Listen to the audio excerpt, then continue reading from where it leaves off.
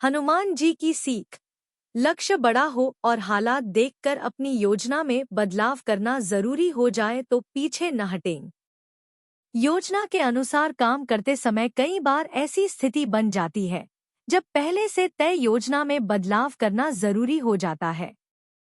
ऐसी स्थिति में बदलाव करने में पीछे नहीं हटना चाहिए। ये बात हम हनुमान जी से सीख सकते हैं। रामायण की घटना है। पंचवटी से सीता जी का हरण हो चुका था और श्रीराम लक्ष्मण देवी की खोज कर रहे थे। श्रीराम लक्ष्मण किष्किंधा की ओर थे और ऋष्यमुख पर्वत के पास पहुंच गए थे। इस पर्वत पर ही सुग्रीव हनुमान जी और जामवंत के साथ बाली के डर से छिपे हुए थे। सुग्रीव ने पर्वत से दो राजकुमारों को आते हुए देखा। ये दो राजकुमार श्रीराम और लक्ष्मण ही थे। सुग्रीव ने राजकुमारों को देखकर सोचा कि इन दोनों को बाली ने मुझे मारने के लिए ही भेजा होगा।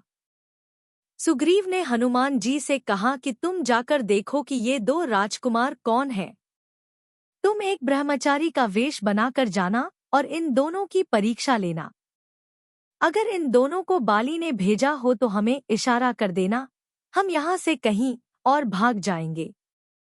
हनुमान जी हमें क्या सिखाते हैं? राम भक्त हनुमान के जीवन से हमें अपने कार्य या फिर कहें लक्ष्य के प्रति समर्पण होने की सीख मिलती है।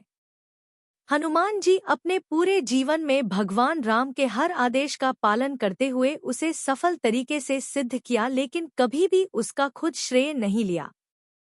उन्होंने अपने सभी कार्यों का श्रेय प्रभु श्री राम को ही दिया। हनुमान जी सुग्रीव की योजना के अनुसार ब्रह्मचारी नहीं बल्कि ब्राह्मण का वेश धारण करके दोनों राजकुमारों के सामने पहुंच गए। हनुमान जी के राजा सुग्रीव ने आदेश दिया था कि ब्रह्मचारी बनकर जाना, लेकिन हनुमान जी ब्राह्मण का वेश धारण करके पहुंचे। यहाँ हनुमान जी का ये निर्णय हमें सीख दे रहा है कि जब भी कोई बड़ा काम करना हो तो अपनी बुद्धि का उपयोग जरूर करें। अगर हालात योजना में बदलाव करने का संकेत दे रहे हैं तो योजना में बदलाव कर लेना चाहिए। बदलाव से पीछे नहीं हटना चाहिए। उस समय हनुमान जी दो अनजान राजकुमारे से मिलने जा रहे थे। वह ऐसा दौर था जब सभी लोग ब्राह्मणों को बहुत मान सम्मान देते थे। हनुमान जी ने सोचा था कि अगर ये दोनों शत्रु हैं तब भी ब्राह्मण को देखकर एकदम प्रहार नहीं करेंगे। इस वजह से हनुमान जी ब्राह्मण के रूप में श्रीराम लक्ष्मण से मिले थे।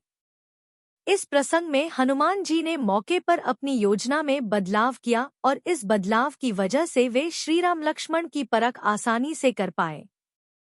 इसके बाद जब हनुमान जी श्रीराम को पहचान गए तो अपने असली रूप में आ गए और सुग्रीव से श्रीराम की मित्रता करवाई थी।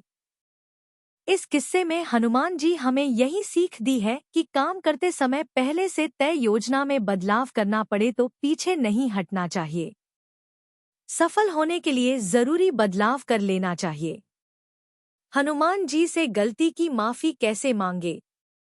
अगर आपने कोई बुरा काम किया है तो हनुमान जी से माफी पाने के लिए आपको अपने घर के मंदिर में हनुमान जी की मूर्ति के सामने माफी मांगनी होगी या फिर घर के बाहर मंदिर में जाकर हनुमान जी से माफी मांगनी होगी।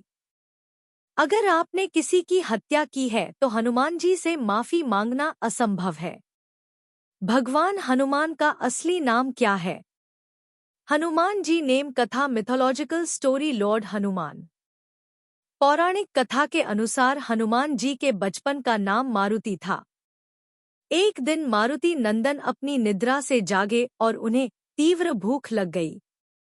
उन्होंने पास के एक वृक्ष पर लाल पका फल देखा, जिसे खाने के लिए वे निकल पड़े। दरअसल मारुति जिसे लाल पका फल समझ रहे थे वे सूर्यदेव थे। हनुमान को खुश कैसे रखें? 6 ways to please Lord Hanuman for protection and prosperity। ताजे फल, सब्जियां, अनाज और डेयरी उत्पाद खाने और मांसाहारी भोजन से परहेज करने से हनुमान जी के प्रति आपकी भक्ति और समझ गहरी हो सकती है। इसके अतिरिक्त हनुमान जी का आशीर्वाद पाने के लिए मंगलवार और शनिवार को मंदिरों में मीठा प्रसाद चढ़ाना एक आम प्रथा है। हनुमान जी की गदा का नाम क्या है? क्या है हनुमान जी की गदा का नाम?